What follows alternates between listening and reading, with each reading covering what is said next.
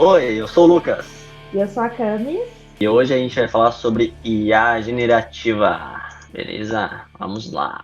Antes da gente entrar num contexto assim mais específico de IA, é importante entender, primeiramente, que a mentalidade orientada a IA, porque é uma postura de trabalho em que o profissional pensa problemas e soluções considerando a IA como co-criadora ativa. Envolve saber o que delegar a IA, o que validar e o que decidir humanamente. Ou seja, quando a gente fala dessa mentalidade orientada a IA, a gente não está falando de colocar a IA como criadora. A gente está falando de um conceito em que envolve a sua mentalidade de utilizar a IA como uma ferramenta que vai te ajudar a auxiliar na criação de soluções, considerando a IA como uma co-criadora, não como uma criadora ativa, porque a gente precisa saber delegar o problema.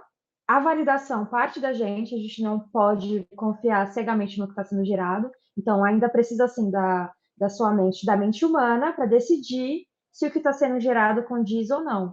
Ou seja, a IA é como uma ferramenta, mas a mentalidade, o conceito e a construção ainda assim parte de nós, humanos, e ela serve como um auxílio. Isso aí. E aí a gente parte para engenharia de prompt, que é nada mais do que a prática de estruturar as instruções, os objetivos, as restrições e os exemplos que a gente quer usar para guiar esses modelos de IA, né, no chat, em agentes, o que for, para poder produzir resultados que sejam realmente úteis para a gente, não aqueles resultados genéricos lá da IA ali que o pessoal conhece, né? E tem várias formas de fazer isso. Uma delas é usando o método ter, tá? Então, vamos fazer isso na prática, mas primeiro eu quero mostrar para vocês o que é cada um deles, né? O T é tarefa, então o que a IA realmente tem que fazer para você? O E é de especificações, então quais são as regras, o formato, os critérios que você vai usar para poder adicionar no seu prompt e as referências. Então, os exemplos no contexto de saída aí que a gente tem que colocar no prompt que a gente quer que a IA retorne para a gente, né? Então, vamos ver isso aí na prática. Vamos lá. Então, a Kemis aí vai me ajudar aqui a estruturar aqui Vamos lá. um exemplo, né? Como a gente vai usar esse cenário para aprendizado, né, Lucas? Isso. Aprendizado. Vamos pegar aqui um exemplo de, tipo assim, de uma das últimas aulas que a gente teve aqui de if else. Então, se a gente quiser aprender mais sobre if else, né? Então, a tarefa nesse sentido aí seria o que exatamente? O que que a IA deve fazer? Que a IA O deve que que ela... fazer. Então, o T de tarefa. Tarefa, Isso. me ensine, me dê exemplos de if e else em JavaScript. Então, vou ser um pouco mais específico aqui, mas não tão específico assim. Tá. Quero dar alguns exemplos, né, de if em JavaScript. O E, ah, Especificação. Seria especificação. a especificação é aqui que a gente vai colocar a especificação de fato, tá? O que a gente tem em especificação aí? Quais são os Regras, itens? formato e critérios. Quais são as regras? Posso falar aqui, por exemplo, me dê 3 exemplos, né, para a gente restringir aqui, para ela não sair me dando uma tonelada de exemplos, né? Posso falar que eu quero alguma coisa relacionada a alguma coisa que eu conheço, então quero exemplos relacionados a jogos de videogame. Então eu jogo bastante videogame, então eu vou acabar colocando aqui, vou pedir para ela colocar alguns exemplos relacionados a jogos, que é alguma coisa que eu conheço aí. E o que mais tem aí? Especificação? Critérios. Critérios, legal. Critérios, bom, critério aqui já tem aqui um, né, que eu quero até 3 exemplos, né? Uhum. Mas é isso aí. Relacionados de videogames, tá? A gente tem o R, Referências. referências, tá? Então, elas estão mais voltadas ao formato de saída que você Isso. precisa, né? Isso. Quero que esteja em um formato de código para eu usar no Visual Studio Code. Entendeu? Então poderia ser um Jupyter se você estivesse usando um Python, né? Pode ser um Kotlin se você estiver usando um IntelliJ. Então sempre é bom contextualizar aqui, né? Então, ó, ele já colocou aqui em formato de código aqui, me deu exatamente 3 exemplos, né? Então, a vida atual do jogador, 35. Verifica o status da vida. O jogador ainda está vivo. Ou se não, é game over, entendeu? Então, Uhum. se é 35, ele tá vivo, porque é maior do que zero aqui, né? Aqui, sistema de dano crítico. Então, isso aqui é legal porque, assim, sistema de dano crítico, pra mim, eu sei que o crítico, ele tem alguma questão de... É meio aleatório, então... Quem joga sabe que o crítico pode acontecer ou não pode acontecer em determinada situação, né? Em uma situação pode ser que tenha um sorteio aleatório também. Então, isso aqui me faz entender algumas coisas aqui do código, né? Verificar se o jogador pode abrir uma porta. Então, aqui também, se ele tem uma chave, pode abrir. Se não tem a chave, não pode abrir. Legal, hein? Já para mim não funcionaria, Lucas, porque não é o meu cenário, né? Então, se eu fosse Uhum. aprender com. Poderia por assimilação, mas acho que se eu fosse fortalecer ali meu aprendizado, ficaria um pouco mais longe do meu contexto de entendimento. Então, o que é interessante é isso, a gente trazer para a gente conseguir aprender, memorizar, entender, é sempre trazer dentro do contexto. Achei até interessante esse contexto de jogo aí, principalmente pelo método de Uhum. dano crítico, até me fez pensar aqui sobre o jogo, lógica de jogo. Além do método ter, a gente tem o método care também. Lembrando que engenharia de prompt, a gente está pedindo para ele entregar o prompt, para ele trazer uma resposta mais assertiva, né? Então, assim como o Lucas explicou anteriormente, são métodos que trazem respostas mais assertivas para aquilo que a gente espera, mas existem outros métodos. Outros deles, por exemplo, é o care. Nesse care, o que seria cada letra, tá? É você primeiro trazer um contexto, por exemplo, o cenário histórico. Quem é, né? Qual o problema? Né? Isso pode ser tanto para IA, você agora é um instrutor, ou quanto para o público, você é um instrutor que vai me ensinar tal coisa. Que vai ensinar alguma coisa pro seu aluno, né? Para Isso. alunos com deficiência, não sei, alguma coisa assim, né? Contextualiza Ou, desse. ou então qual o problema que você está atacando, assim, em vez de você, o contexto. Eu sou uma pessoa que, igual, como eu utilizei no meu projeto da faculdade, que era sobre alagamentos. Qual era o contexto ali? Você é um cidadão da cidade de São Vicente. O que seria esse contexto? Para a IA conseguir trazer uma resposta mais assertiva dentro daquele cenário que você precisa trabalhar, tá? E a ação, também assim como a gente já viu anteriormente, a tarefa. O que ela vai fazer? Né, a partir dessa informação, desse contexto. O resultado é o que você espera. Eu tenho um contexto, uma ação, e o que eu espero? Né? O que define o sucesso? E um exemplo é algum modelo que você precisa trazer ali. Nos meus métodos de aprendizado, quando eu estou aprendendo, seja programação ou alguma coisa relacionada à área de estatística, que é relacionada à ciência de dados, eu gosto muito de trazer o cenário escolar, porque dentro de estatística existe muitos termos técnicos, muitas análises e possibilidades. Então eu pego algum conceito estatístico e falo como ele poderia ser aplicado dentro de um cenário escolar, certo? Como ele poderia ser utilizado dentro desse contexto. Então quando a gente traz o aprendizado de programação ou qualquer outra coisa para esse contexto, facilita a memorização de algum termo, alguma coisa assim. Ou então, se for alguma coisa que você está gerando, algum produto, alguma coisa, também, sei lá, para marketing, seja o que for, você traz esse contexto, especificar ali para que você necessita daquilo, fica mais fácil. E aí eu mandei para o Lucas ali, dentro de um cenário escolar, um prompt de como eu aprenderia lógica de programação dentro de um cenário escolar. E ali ele colocou já ali o prompt, né, para ele poder explicar, e ele vai gerar É, ali uma resposta.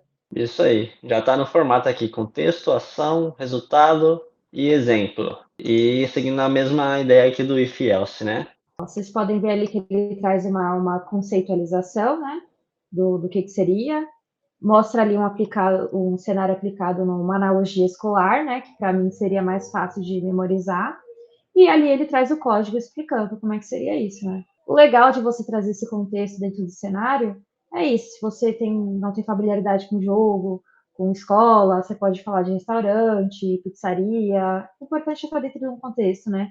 Quando a gente fala de aprendizado, trazer esse contexto de algo dentro daquilo que você tem mais familiaridade, né. E é legal também que dá pra gente ir conversando com o chat como se fosse um mentor mesmo, né? Um professor, né? A gente pode falar, por exemplo, adapte o exemplo para pizzaria, por exemplo. Aham, boa. Né? E aí ele vai colocando aqui, né? Lá ele tinha falado alguma coisa sobre nota e aqui tá falando sobre o valor do pedido, né? Uhum, Legal. Tamanho da pizza, né? Então ele vai formatando ali e a gente pode ir explorando vários tipos de cenários, né? E uhum, validando também o que a IA explicou pra gente, né, antes. Aqui ela tinha falado alguma coisa sobre o for, né? E ver se ela tá seguindo essa lógica aqui embaixo depois, né? Também no for de novo, preparando a uhum. pizza. E parece que tá certo. A gente vai ver quando chegar lá no terminal, no código, no VS Code, a gente vai saber se tá ou não. Precisa rodar. Além da engenharia de prompt, a gente também tem a engenharia de contexto, tá? E nessa disciplina, é, a ideia é fornecer para a IA um conjunto mais elaborado de informações, de dados, de histórico, para que ela consiga fazer realmente operações mais complexas, mais avançadas, né? Uhum, Então, trata de conectar o conhecimento que a gente tem humano com um modelo, um sistema que vai automatizar esse conhecimento que a gente tem para alguma coisa que a gente precisa resolver no mundo, né? Aqui a gente tem alguns exemplos, né? Então, quando você começa a se aprofundar em engenharia de contexto, você começa a conseguir controlar o nível de memória da IA, um pouco como que a gente fez ali quando a gente estava conversando com ela, né? Eu só falei para ela adaptar o contexto para a pizzaria, ela manteve ali o prompt de care, né? Então, ali é um exemplo bem simples, mas a gente consegue trabalhar com RAGs, com embeddings, para a gente colocar muita informação de documentos, né? Arquivos, fotos, documentos, e com isso conseguir fazer curadoria de dados e até mesmo automações, né? Com agentes de IA. Conforme você vai se aprofundando nesse assunto, o céu é o limite, né? Mas você já pode começar com o básico, né? Isso que é o uhum. mais interessante aí da IA, né? Só para complementar essa parte aí, Lucas, que a gente está falando de orientação a documentos, até uma ferramenta muito legal que é o Notebook LM, tá? Eu comecei a usar ele agora, né, que eu estou fazendo faculdade. Muitas vezes a gente tem, por exemplo, né, orientação a documentos, memória, esses quesitos. A gente às vezes tem muito slide, tem muita parte ali bibliográfica, que às vezes é muita coisa para a gente ler e assimilar. Então, você utilizar, por exemplo, o Notebook LM para você subir algum PDF, alguma coisa ali, acadêmica, ele consegue te trazer respostas e resultados que melhoram até seu progresso nos estudos, né? Na assimilação de conteúdo, ou gerar um podcast que você pode até mesmo ouvir enquanto está fazendo alguma coisa. Mas é sobre isso, né? Ele tem um contexto, ele vai buscar em outros artigos acadêmicos, né? Porque como é voltado mais para o meio acadêmico, então ele busca ali com base no contexto que está sendo trabalhado, né? É, E facilita bastante o nosso dia a dia, né? A sim, gente pode demais. colocar até nossas próprias anotações, né? Tirar foto das anotações que a gente faz no caderno, jogar lá. Exatamente. E aí é um novo método de aprendizado, né? Estamos na era da revolução do aprendizado, da criação, tudo agora é céu e limite. Dicas para usar o chat para programação. A gente já trouxe ali, né, a questão da geração de código, né? O que a gente quis trazer com essa aula, né? Muitas vezes a gente está aprendendo programação, só que a gente hoje em dia está numa era muito diferente anteriormente, né? Eu comecei a aprender programação ali por volta de 2022 e 2023, que já existia inteligência artificial.